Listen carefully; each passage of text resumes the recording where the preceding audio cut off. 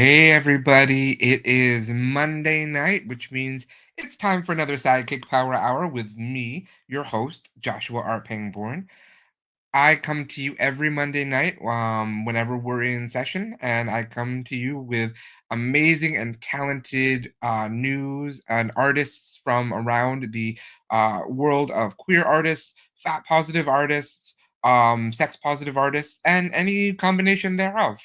If you are tuning in for the first time, welcome. We make a lot of queer, fat, sex positive art at Sidekick Productions, and we love to highlight those who do it in other avenues and other aspects of the world.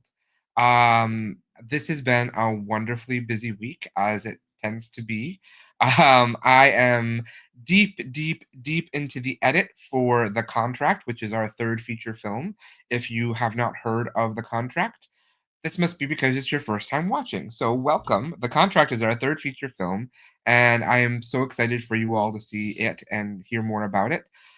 I will be talking about it as we get much closer. This is still early days of post production, but we are deep into the edit, and I am beyond amazed by how beautiful this film looks. Mick, our DP, just chef's kiss on that because he made us a movie that looks like something we've never done before, and I am so excited for you to see it. And on top of that, I also started working on a couple other things over the weekend. I am putting together, I long last, I promised we would talk about it. I'm putting together the Blu-ray for the Brooklyn Butcher because I hope to have it on hand when I go to Boston in a few weeks. Because that's right, I'm going to be in Boston on April 12th, and we are going to be screening our film, The Brooklyn Butcher, for the audience at the Wicked Queer Film Festival. So if you're in Boston or around Boston and not doing anything on April 12th, you have plans now because you're going to be coming to the Brattle Theater in Harvard Square in Boston and joining me, and I'll be there with a couple other members of the Cruniverse and having a gay old time as we always do. But more importantly, we are here tonight to talk about the amazing guest that I have. I have adored this person for many years at this point. I don't even remember how we met, but I know that I've been amazed and in awe of the work that he has done, both since I've known him and the many years that he's compiled, all the art that he's compiled over the years. I don't really think there's anything he can't do. He does music, he does sculpting, he does painting. He's has books come out. So I am utterly flabbergasted and awed by his talent, and I can't wait for you all to meet him. And I am talking about, of course, David Addison Small. Hello, David. Hey, Joshua, just in case any of my friends are watching who haven't seen your work, they saw at the beginning that I'm probably not going to be playing the ukulele tonight. So, But that's just another reason to tune in another time and find you and have you play the ukulele then. So okay, I'll do it for you. For you. thank you. Oh, and there's already people chiming in about how much they love you. Uh, well, thanks, everyone. I love them too. My first grade teacher wrote on my report card, David is too affectionate, and so are my friends. So, Was that a bad thing? she thought so. I didn't see it till I was moving the stuff out of the house. It came, it was in an old chest of drawers, and I went, I've always been like that. So. Well, And how did I meet you? I know how I met you. I met you, of course, on Facebook or someplace. But you were picture of you all sunburnt. You were, I think it was the first time you were in this tropical sun, and you were oh sunburnt. yes. Oh my And goodness. I just said, what That a was a cute long time guy. ago. I So I was said, so burned. so I just thought someday I'm going to paint you, which I did. You did, and I have it, and I can't wait for the remodeling of my office to be finished so I can put it back up on the wall. I had it on the wall for years, and then we had to start remodeling, and I had to take things down because they painted the walls, and ugh. I don't like change when it comes to things like that. I like my things the way they are, but uh, I think the walls look very pretty with the new wall paint and everything, so I'm happy with that. Okay, good. We still have to get one of you and your partner there. We talked about that. Yes, I have to get some photos to you for that. So Tightrope walkers. But David, you've got a couple folk who describe you as a singular artist, and that you're one of the best artists out there. I think you are too. You're ridiculously talented. Do you want to just start by telling us a little bit about yourself? I'm pretty much ADD, and that's why I do all the different things. I'm not great at any one thing except that I myself, and that's why the angel paintings are the way they are. You and me are kind of brave that way because, it's one thing to say, okay, I'm gay, and I paint pictures, that kind of goes hand in hand. But If I could paint, actually, it would be because if I could paint pictures, I would do that. So. If I could paint pictures, I would do that. So I know what you mean. If it goes hand in hand. Yeah, and it's just that, and then you like chubby guys, and also you like short chubby guys, and you like chubby guys smoking cigars or whatever, and then you paint it. It just turns into this whole thing. So when I did it, I thought, well, I have to do other things too. I can't do lighthouses, or I can't do the bowl of fruit. So I stuck with it, and it just turned into a whole thing. I mean, it was very successful.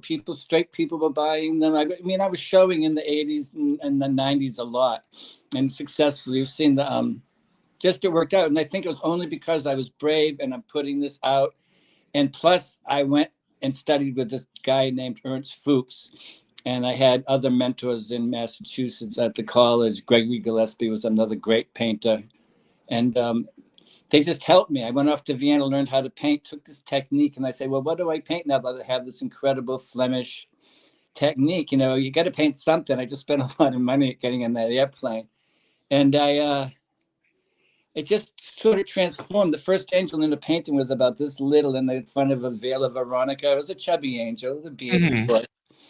But then I just started doing them, and I'm showing them, and it took off. I mean, the Boston Globe, I was like Cher in bay windows. I mean, every time I had a show, someone was talking because what I was painting.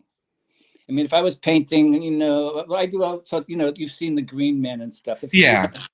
That, people like those, but the angels were different. I mean, because they're striking.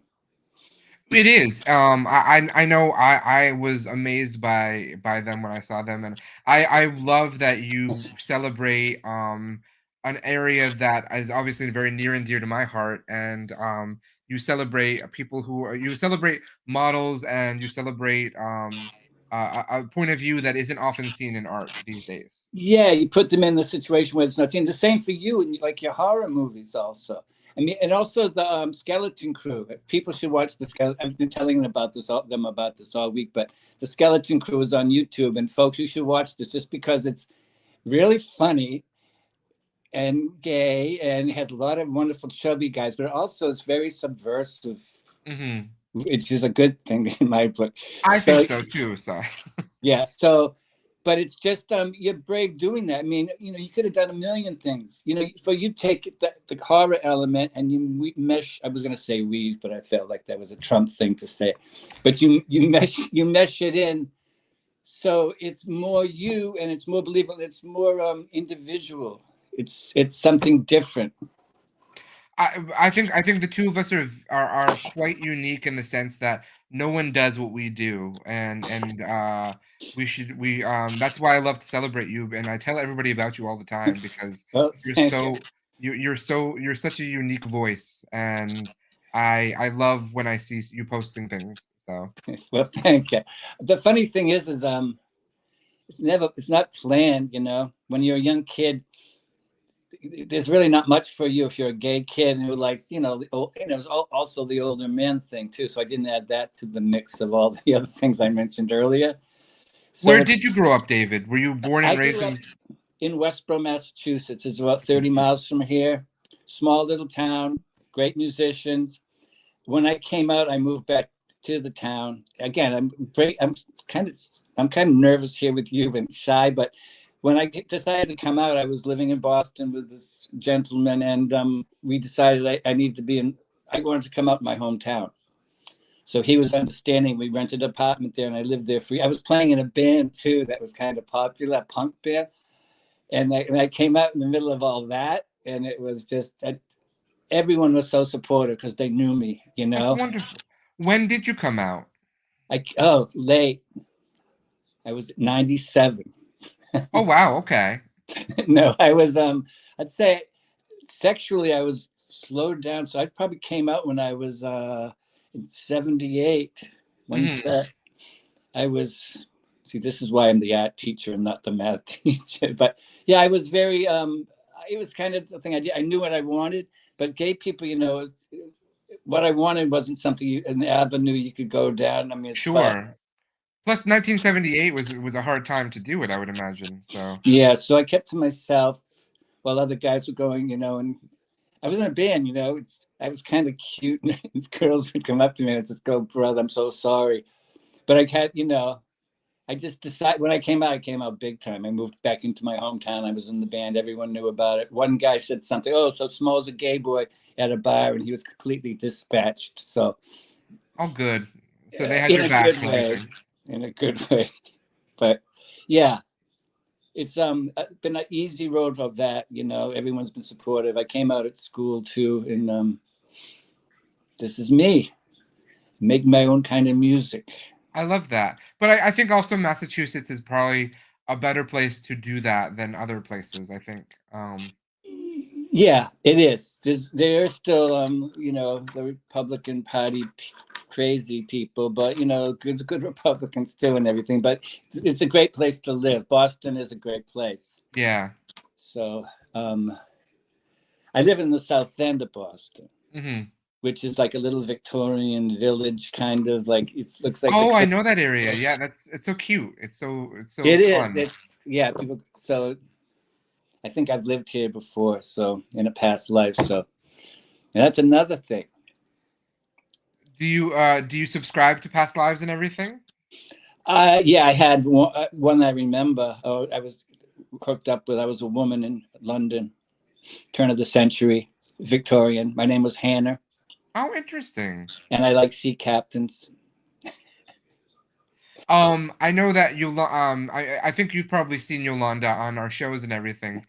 Uh, Yolanda has talked to me about past lives before and everything as well. She's quite interested and involved in them, and I think she's talked about the memories she's had from them as well. So, Yeah, I believe it somewhat. I'm just kind of concerned about the next one coming up. It's just like you don't know and stuff. I hope you get to pick. I think I picked this one, but I'm not sure with all the stuff that went on health wise. I mean, I got this heart monitor on now. I had open heart surgery. I had my hip replaced. I had some.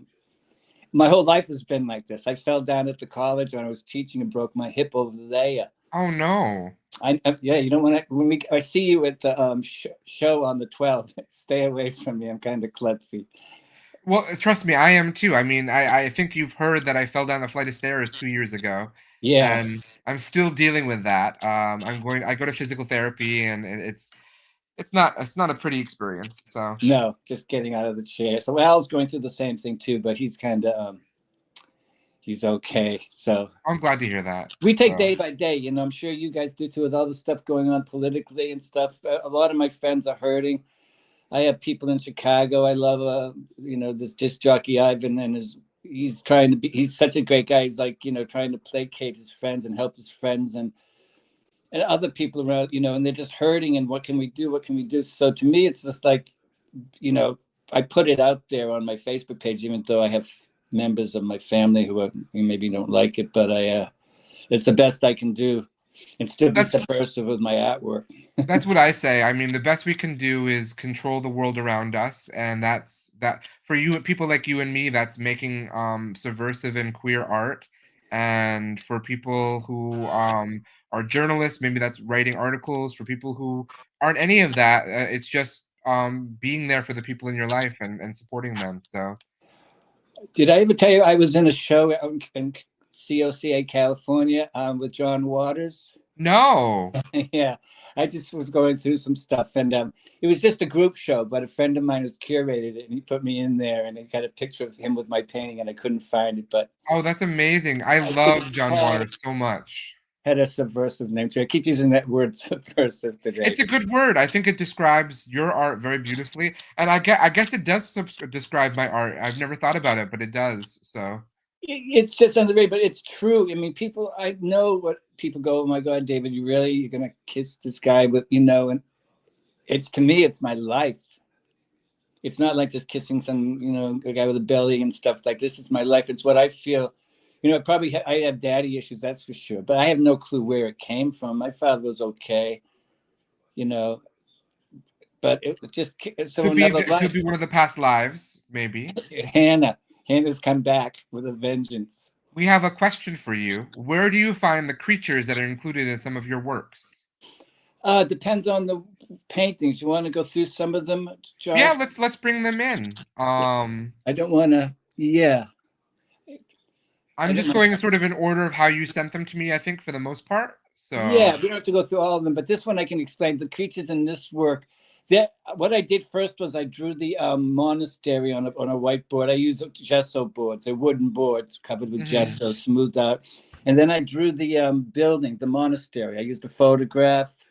I'm not good at this stuff, so probably that would be a big mess, and I'd have to gesso it 100 times. But I finished that up, and then what I did was I used India ink and went over all the lines, and then I covered the whole thing with brown oil paint, reddish brown. And while that was still wet, I dropped a rag of turpentine onto it. Interesting. And then I picked it up and I left the studio because I didn't want to be breathing turpentine. Fair. The kids at school already think that's enough. So, but then I, when I came back, it was dried, and I looked at it, and you turn the lights out sometimes. It's like looking at clouds. Oh, look at that cloud. Looks like Abraham Lincoln. Well, if it looks like Abraham Lincoln, then I start adding egg tempera white highlights into that. I make it more like Abraham Lincoln, but then I might add the hat with tempera. So it really looks like Abraham Lincoln, So all these long-nosed zanies and beasties were there. I even have them. If you look in the walls there, they're even in the walls up above. Oh, I've been staring at this one because it fascinates me, the detail and the amount of characters in there.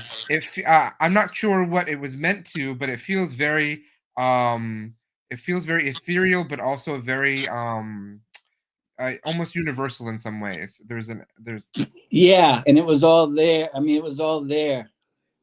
That's the funny thing about these, Josh. It was just, you look at it and go, well, if I had gone back to that underpainting after I pulled the rag off and it had dried off, it would all be there. But you play around with it. You can, you're still the artist. You're still in control. Sure, somewhat. Of course. And then it had many more layers. Then the whole thing went yellow when it was dry. I went back in with the tempera, added more highlights, and then I put the blue over the whole thing this time. So yeah, I love the color in this. This is so beautiful. It's just very inviting. It feels both very eerie but also very inviting. Well, thank you.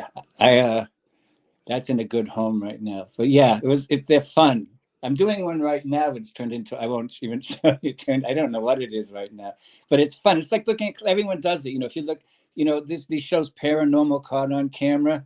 And they show this window. There's a face in the window. I'm going, no. I see those all the time in my bathroom. I love that you sort of brought out the faces that are inside the painting. It was really cool. Right, and there was a whole series of these. Let's see. What is the next one? Now this is a good one. I hope this guy's not watching, but he's probably not. This is a green man. This is I don't know how much more to say. This is a guy named Meatball. He's from the Micro Wrestling Foundation. Interesting. I did 3 pictures of him. I'm trying to get, one's gone, but I have 2 more. I have 2 of them. This is one I really love, especially the acorn. That's Al's fingers with the acorn. But he's a little person. I just find him fascinating. He's he didn't wear that on his head, by the way, and he wasn't green. This was from one of their posters where they were all doing stuff. Oh, cool. Okay. He has expressions that I just like, and he's great. This is a great painting, actually. I'm sad. Love to say, especially the nose. I think it's really, really lovely. I enjoy the detail. It's also the way it pops out from the background is really a nice composition. Why do you do Green Man? Because I know you have a whole series of Green Man. What is it about Green Man that attracts you? Okay, I can tell you this pretty quickly. It's nothing that great, but I was a middle school teacher. And one of the things I wanted to do is just to keep, everyone on board, the other teachers, would do projects that would cover both art and science and this and that and music or whatever. And one of the things, and plus we had a program at school where we were trying to recycle. So being a middle school teacher, you'll appreciate this, Jess. I came up with the idea, go green, comma, man. And then I had all the kids make these. When they were actually three-dimensional, we made green man. But what I do was, and then we talk about, how the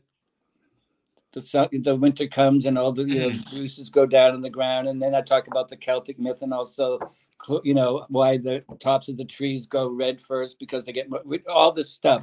But then we'd get teach them how to draw an oval and then how to draw the simple faces.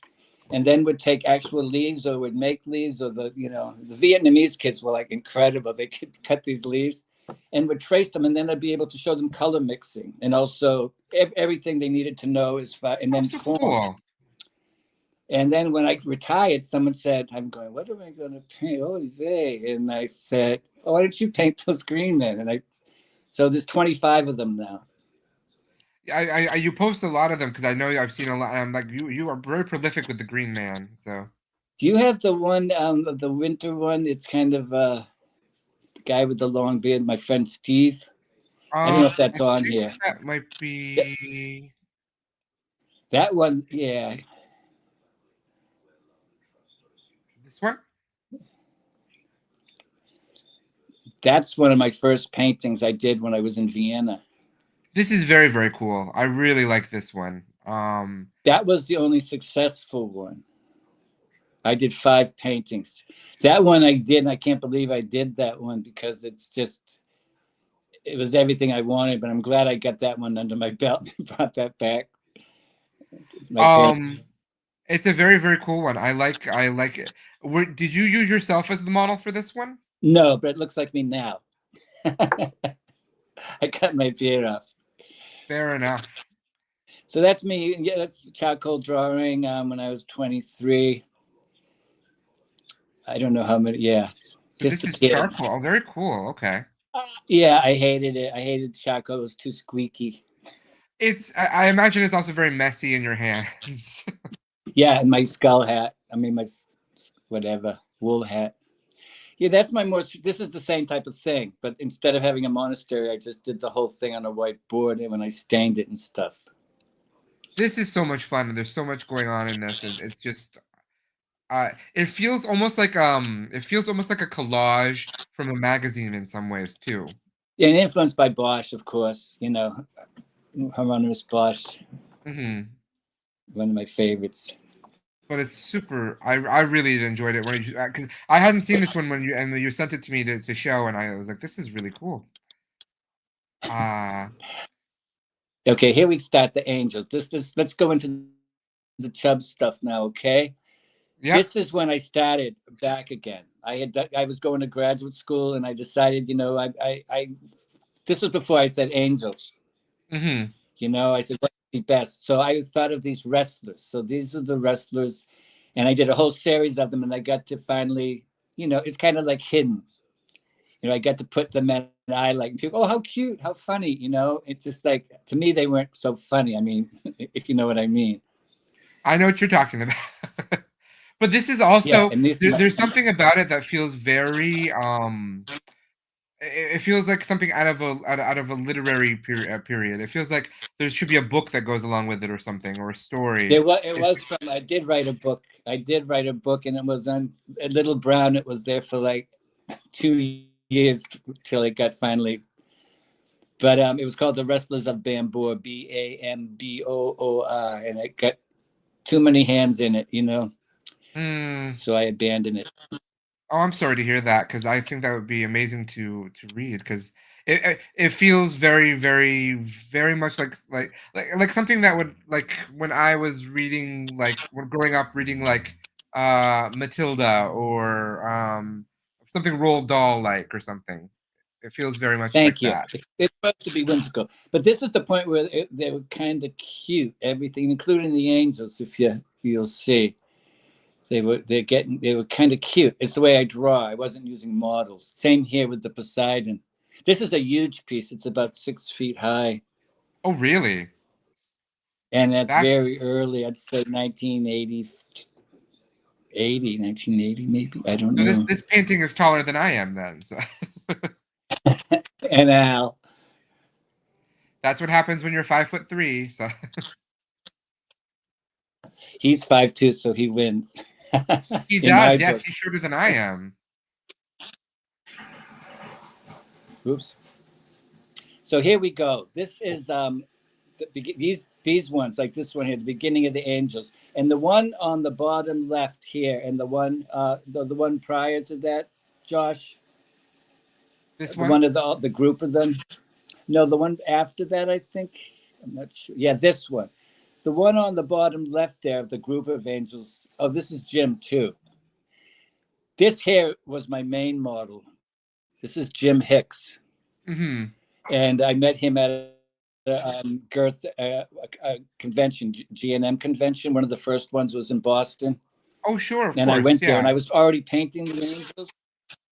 I already was painting the angels, but when I saw him, I went, oh my God, he stepped out of my painting. So I started to scare him at the convergence and showed him some of my stuff. And he showed his boyfriend and they got on board.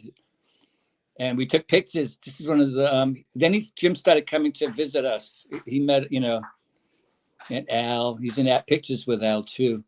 Oh, fun. He was just great. He was a hillbilly weaver. He weaved these things with socks and stuff like that. And he worked for the That's airlines so he interesting. could fly all around. Yeah, and he was fun to paint. He looked just like something out of the Michelangelo, coming out of the Mm-hmm. sky. Plus, I painted that one I good. Now, love this one I the. did Cobra. I was going to ask. I like the cobra. Yes. It's kind of symbolic, but it's the same thing. And this is an etching of Jim. This is the same And model, right? again, same model. Yeah, I did so many of Jim. I mean, he was just. Plus, he'd come in and he posed with Jack, my partner before Al, and other people. He's in a lot of my pictures just because he was kind of natural. Here, hold these pumpkins. Sure, Look as over one there. does. And I did. This was also. I don't have a copy of a big painting. This is Jim too. Another little etching. These etchings are small, maybe 6 by 8 inches tops. Mm-hmm. I call my etching press the Ken and Bobby etching press because it was so little. I'm like looking at these and going, because they come up, I'm going, well, what's next? Oh, and that's how little they can get. Yeah, that's such a tiny painting. Yeah, that was Jim. I have all these musical instruments all over the house here. So he was sitting right next to me in the chair, and he had there's a dulcimer. So that's a dulcimer. Oh, I played the dulcimer in middle school for a lesson. Well, you should get a mountain dulcimer and pick it up again. My goodness, they're so great to play. The musical instrument I This played for the most. I played the saxophone for about 6 years. So My father would have thrown it away. He had enough trouble with me playing the electric guitar. I was banished to the basement. oh well, yes, the electric guitar. I understand. So Yeah. So, and this again, this is where that's Jim down there. This is where we were in Mount Auburn Cemetery in Cambridge. And I just said, Jim, go over to that tree and say a prayer to it. So a lot of this stuff, though, when you look at the landscapes, this is where I grew up in rural Massachusetts, where the ground is kind of worn away and the rocks are still sticking out in places and some of the trees have been left alone. But this was at Mount Auburn. So everything around it was probably a bunch of, Mason mausoleums and stuff. But this one, I think, came out great. how long does it take you See, to, the on thing is, when average, paint? I tell people this all the time, Josh. If I knew how long it took to paint a painting, I'd probably never paint another painting. They take a long time because you have to have patience. That's the thing with me, though. I will tell you, I'm completely impatient.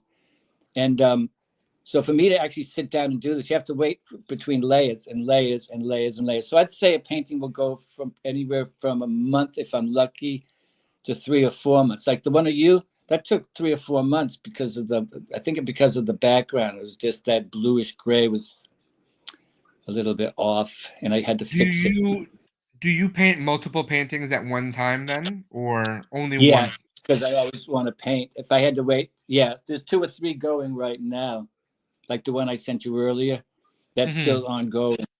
Because if one's still wet and I can't put my hand into it, oh, here's my guys. That's Jack. He is my partner. He died here in 1998. Glorious. And with Jim. This was probably the night they met. That's how close I Oh was wow, forgotten. really?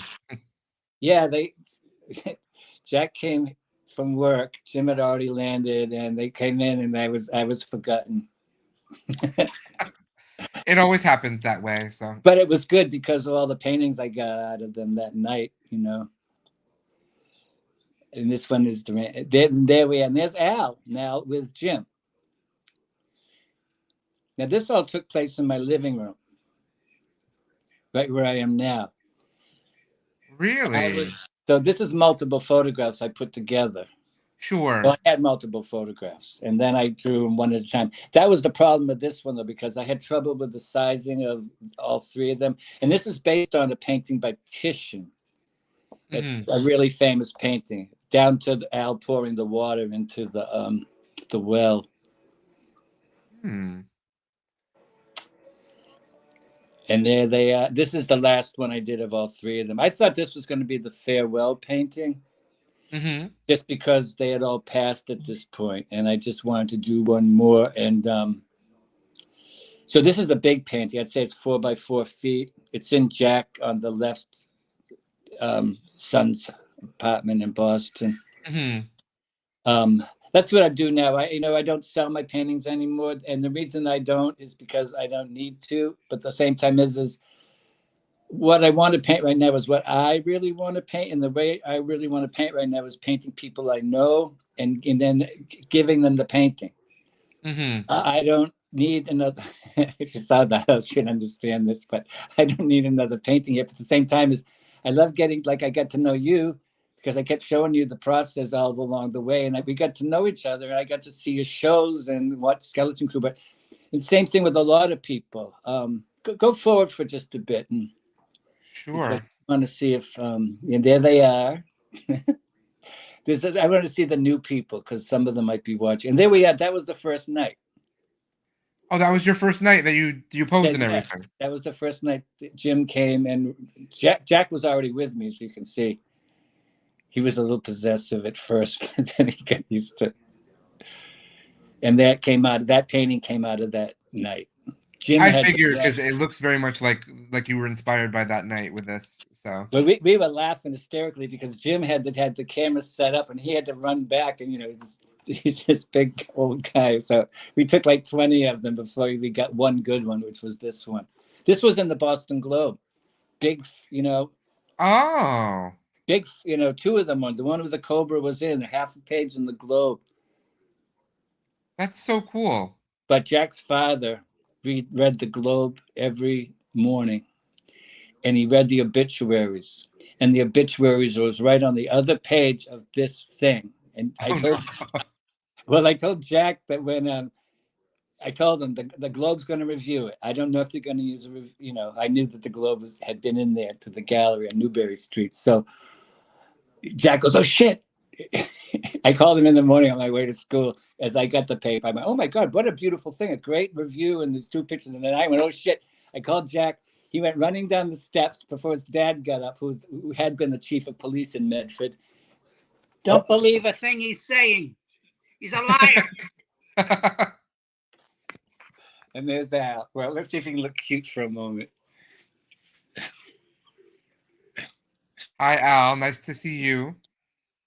He's the cutest. So yeah. And then he went downstairs with the scissors, cut that out, ripped it out, put it back into the newspaper, and his dad never saw it. or anything. So that day I taught college that night, and we went to the college. Me and Al was Jack was waiting there for me, sitting on this cement bench outside, smoking his cigar. And I walked up, and he was like, okay with my dad. But all of a sudden, all these students go, "Those are the two guys on the newspaper today." It's like, because they were all art students, and of course, that's the first thing you read is you're an art student. The reviews. Of course, yeah.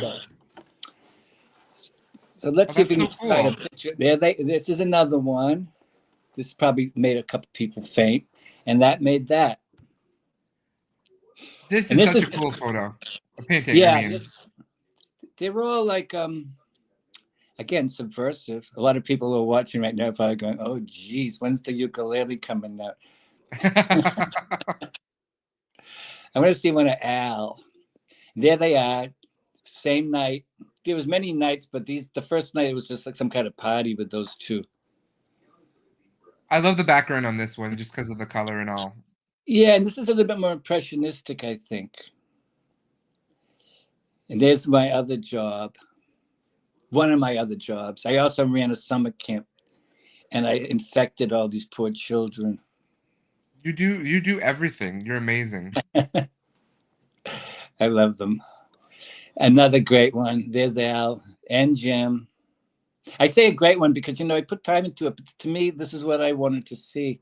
Sure, of course. Myself. I mean, this looks like a Giorgione. If I saw this in like an Italian, some restaurant in Rome, I could see that, yeah. You just go, oh, wow. There's the man. That's the guy who was just grumpy coming in here. What is he next to? A sculpture at my studio building. It's a giant giraffe made of cardboard. And you made that? No, this is one of the other artists in the building. It's very cool. It's very cool, yeah. That's our wedding. Oh. Perfection. How long have you been married? Since we could. When was that? 2000. We were the first in Massachusetts. Okay, so 2015, I think, right? Yeah. Oh, so your 10th anniversary is coming up then. I think so. It might be 20th. I'm not quite sure anymore. I'm cool. 71, Josh. I can't remember where my toothbrush is. That's all right. You don't need to worry about that. Okay. Just keep it in the bathroom and then you'll find it. Okay, there we go. Now, this series, I'm glad we get into this. This is a series I did last year, and they're all people who did this for me. I said, "Can you do this tugging a rope?" And so that was Al. Al did this because this is my friend Harold Hart. Al did this because he was an actor himself, and I said, "You have to do this because the first guy wasn't quite getting it. So if you keep going," that's Harold. I wish I got you a better one of that. This is Duncan. And what I did was I used artificial intelligence on these. And I'll tell you what I did. I can draw okay, and I can draw a rock okay. But when it came to I wanted different storms. So what I would do is once the painting was on its way, and I had somewhat of an ocean, I would put the picture into a generator and say, nor'easter, fat angel in nor'easter. And then all these different images would come up. But mind you, at the same time, I had I was looking at Winslow Homer. I bought a big Winslow Homer book for just the project. So I was looking at a lot of stuff. But all of these, were helped with AI, a 14th century technique meets 2025. You're a fusion of worlds then. And that's my friend Tim. This is my friend Rick. He's more of a power lifter, but he did it. It's just like, wow. See, these people are also nice to me. That's the whole thing. And they trusted me. That's a lot of people go, well, I don't know if, I say, I'd like to paint. Well, I don't know. This is Rick again. This is so cool that you did it in the style like this. He asked for it. But that's his real arm. That's what's incredible. And this is my friend Steve. Steve is. I love this one. This one was so fun. Yeah. And Just the use. I just love the perspective, everything about it. I just love this one. Thank you. I do too. The guy's a great guy. I mean, he's in England. I've never met him, but he's just very helpful with me, and I do love him. I don't know if he's watching. It's kind of late there, but I sent him a note that we'll be on. But yeah, I've done him 3 times. Plus, he's a green man. He's one of the green men. So he, yeah. There's my man, Alfredo Ventrulo. See, Al can do it too. You get these people and they go, Al, pretend you get. I think he was happy I told him to pretend you get punching me in the face. That's a nice little. They're little paintings. People think they're like, maybe this is 10 by 12. Because now I'm painting at home. Right where I'm sitting right now is where I paint. You get so much detail in something so small. Little brushes, plus it's all the glazing, Josh. Once you get going, and then each time you add less and less highlights, but all the highlights underneath. So again, that one. This is the famous one. This is the one that went viral on Reddit on January 3rd. Oh no, for sure. I remember you posting about that recently. Yeah, it was on Reddit. What is this painting? And the byline was, "Found this in a dead guy's trash." It's such a beautiful painting, though. It's very. It captivates this interesting juxtaposition between heaven and something so gritty and real like a cigar. Right. It's like Wings of Desire in a way, but my take on it.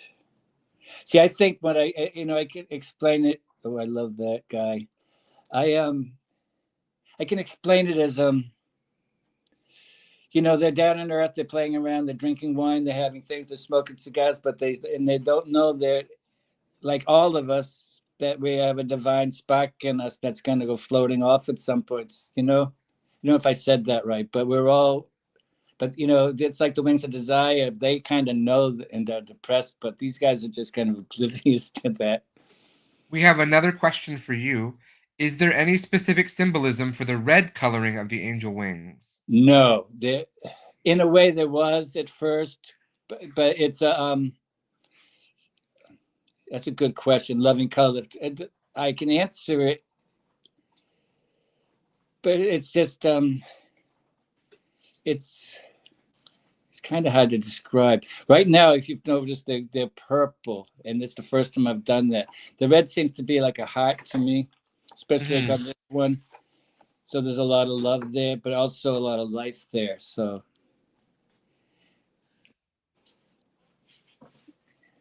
And lots of moons. This is my friend Tim.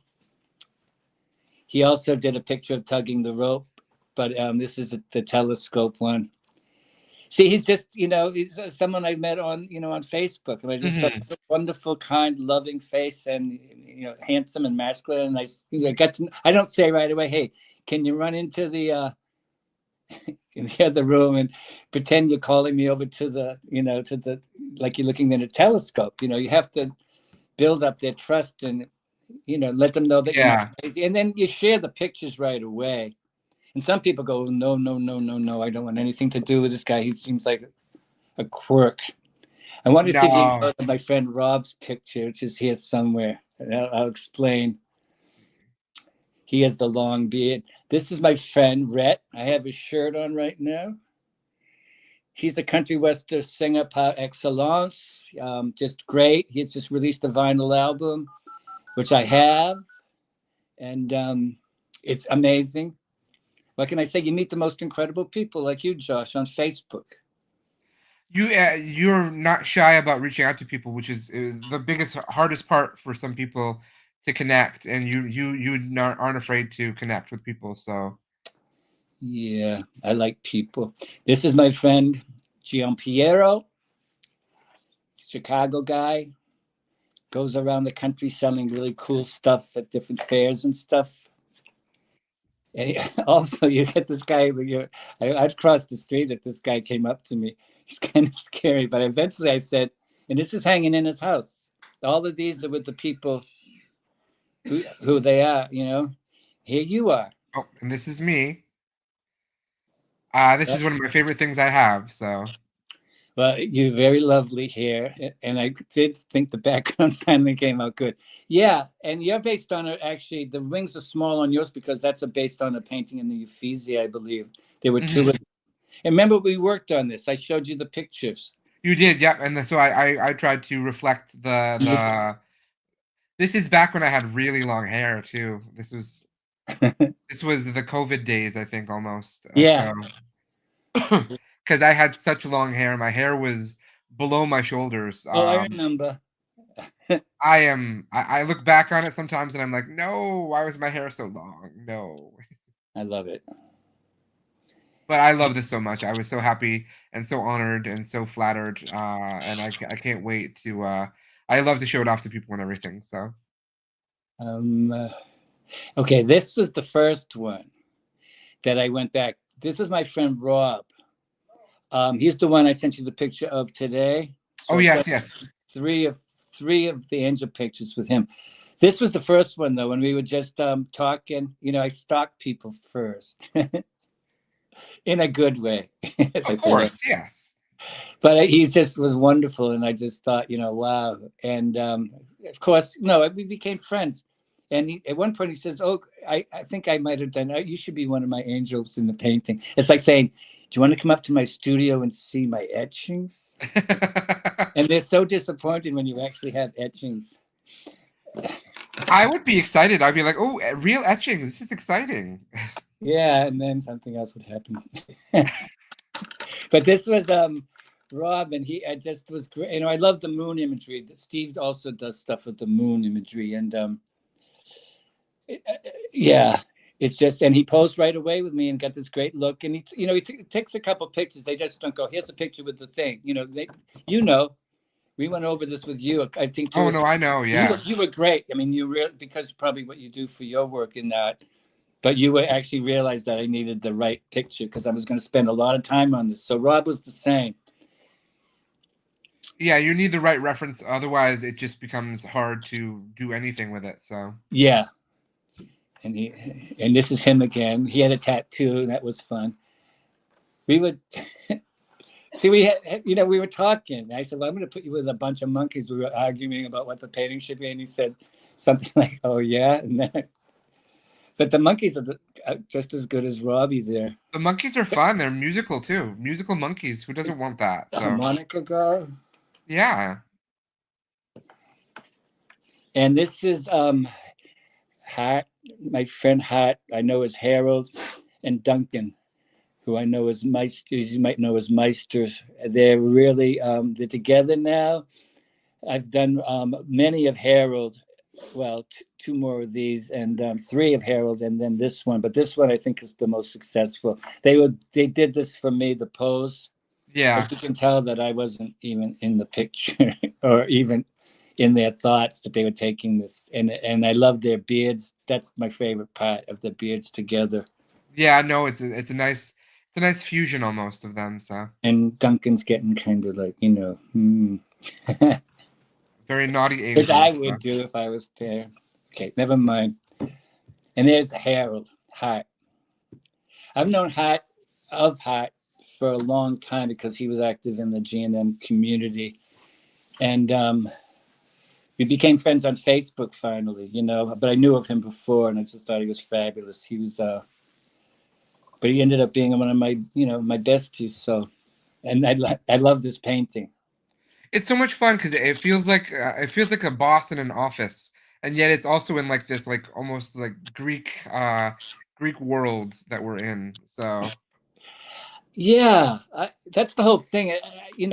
I don't know. Someday someone's going to look at your work in maybe 100 years because it's on, video and stuff and permanent. But this, I see someone coming into a antique shop in Maine, like at a flea market, and all of a sudden they run into this type of thing.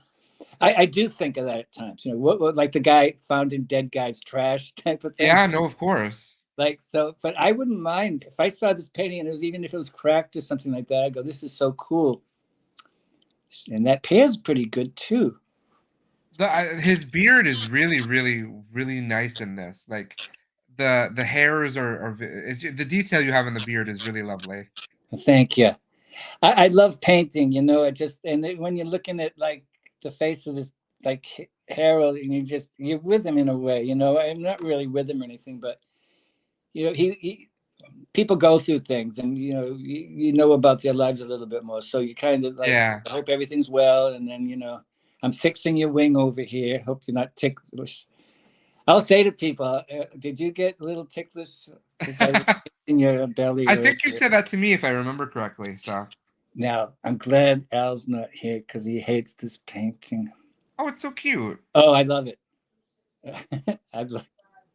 This is hanging in a friend's house. It's very small. These are like 8 by 10 maybe. But yeah, Al knows how to pose, that's for sure. But he hates this. This is going to be on YouTube for the end of days, Al. So It will. Yeah. I'm sorry, Al. I'm that's so okay. sorry. I warned him. That's why he popped in quickly. That is the last one that you sent me, but that's actually perfect timing because we're almost wrapped up for the day. So. Okay. Well, thank you. I really love you, Josh. You know, and you know, David, I love you too. You're so wonderful. I love talking to you. I love that we finally got to meet in person. I can't believe it's been all these years and we haven't chatted or anything. So. Well, I'll see you on the 12th. I will be at the show in Harvard Square at the Brattleboro Theater. It's a nice place too. I've been to that theater, so you'll like it. Oh, good. I'm excited then. I was excited before, but now I'm really excited now. So. Okay, I'll be on time because I was a middle school teacher.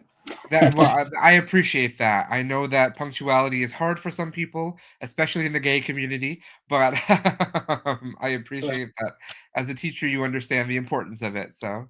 I thank you, and I thank all my friends for listening. I hope I didn't scare any of you away, but again, if you have a chance, go to see Skeleton Crew. It's on YouTube. I'm not shilling anybody. It's really a wonderful show, okay? And I'll see you. Thank you so much, and thank you so much, Lucifer Sam, for joining us. Thanks, Lucifer. I think it was a lot of fun too. Oh, is it Lucifer Sam like Pink Floyd? That I don't know. Piper. What's my favorite album? Piper at the Gates of Dawn. And we didn't even talk about any of your music because you are a musician as well. So we'll have to have you back some time. For me, I will see you on the 12th. All right. I'll be the bald guy. Thank you so much, David. And everybody else, have a wonderful evening. I will talk to you next week. I'll be back with another guest. And in the meantime, thank you again so much. And everyone, look up David because his art is spectacular. And I can't wait for you to see more about it. So thank you. Love you all. Love you, David. Have a good night. You too, Josh. Bye.